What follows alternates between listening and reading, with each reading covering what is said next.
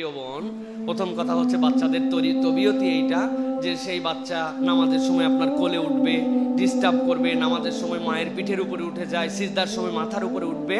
এটাকে খারাপ সেন্সে নেওয়ার দরকার নাই, এটা আপনার উঠতে পারে। কিন্তু এই যে আপনার টানার পরে যে আপনার হাত বেরিয়ে যাচ্ছে, এক্ষেত্রে শরীয়তের মাসালা হচ্ছে যেই সকল অঙ্গ ঢাকা সালাতের মধ্যে ওয়াজিব।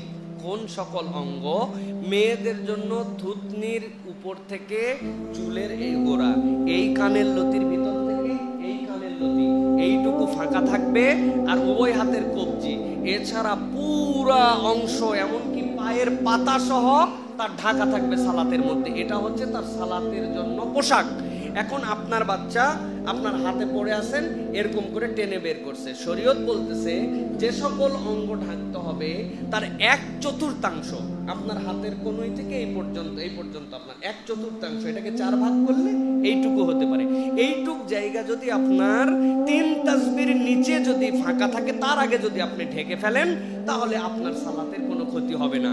কিন্তু এই 1/4 যদি 3 তাসবিহ পরিমাণ সুবহান রাব্বিয়াল আ'লা, সুবহান রাব্বিয়াল আ'লা, সুবহান রাব্বিয়াল আ'লা, এই যে 3 তাসবিহ পড়তে 4-5 সেকেন্ড লাগলো, সমুদয় সময় এইটুকু যদি খোলা থাকে তাহলে আপনার নামাজ ভঙ্গ হয়ে যাবে।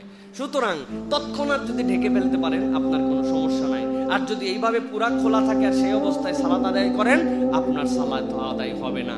এটা তো গেল এই মায়ের পরিবেশ পরিস্থিতিতে। কিন্তু অনেক মহিলারা আমাদের জানেনই না যে তার সালাতের জন্য এরকম ভাবে পোশাক, এরকম ভাবে অঙ্গ ঢাকতে হবে। উনি শাড়ি পরে সালাত আদায় করছেন, রুকুতে গেলে অটোমেটিক এইটুক বাদ হয়ে থাকে।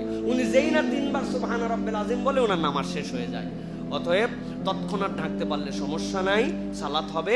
কিন্তু এটা যদি 3 তাসবির অধিক সময় ফাঁকা থাকে তাহলে আপনার সালাত ভেঙে যাবে, আপনাকে সালাত দোহরায় নিতে হবে। সেই ক্ষেত্রে বোতামালা, সুন্দর এমন কাপড় পরা যেটা টানলে ওঠে না, মুখের এখানে গাডাল লাগানো যেটা আপনার মুখ পর্যন্ত ঢেকে থাকে, এই সতর্ক হয়ে আপনার সালাতের জন্য আলাদা একটা ড্রেস গ্রহণ করা আপনার জন্য উত্তম হবে।